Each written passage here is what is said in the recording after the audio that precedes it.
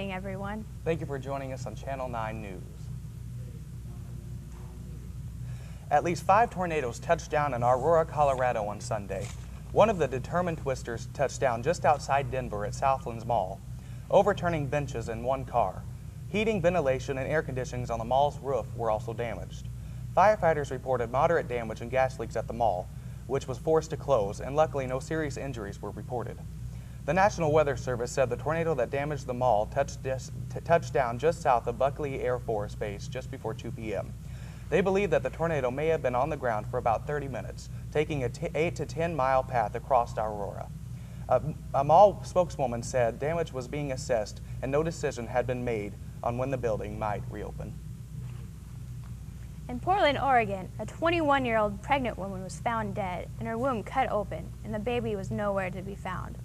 Corrina Roberts, who is accused of the death of the 21-year-old, is scheduled for trial today. Roberts, who said the baby was hers, had slashed the mother's womb open and placed the body in a crawl space of her home. Doctors said when Oregon police had brought Roberts in for questioning that she had not given birth recently and it was impossible for the baby to be hers. The doctors added sadly that the baby did not survive. At least 9 people have been killed and 24 wounded in a bombing on a minibus in Iraq. The explosion tore through the vehicle during a morning rush hour today in a mainly Shiite area in Baghdad. The blast is seen as a grim reminder of the major challenge facing Iraqi forces just 3 weeks ahead of the June 30th deadline for U.S. troops to withdraw from the urban areas. A ministry official said all who were killed were passengers on the bus and all that who were wounded were innocent bystanders. Despite a decline in violence, several recent high-profile bombings have raised concerns about the readiness of Iraqi forces to take over their own security.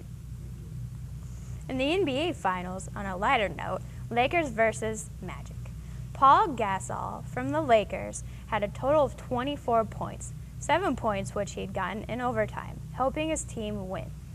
Lamar Odom was 10 for 11 from the free-throw line and had 10 rebounds, and within 44 minutes of the game had 2 steals and a blocked shot. The frustrating overtime, Gasol and Kobe Bryant played a pick and roll with Gasol, driving for the basket, and got fouled. After his free throws, the Lakers kept their lead at 97-91, winning the game. Lakers are now in the lead of the NBA with a record of 2-0 games.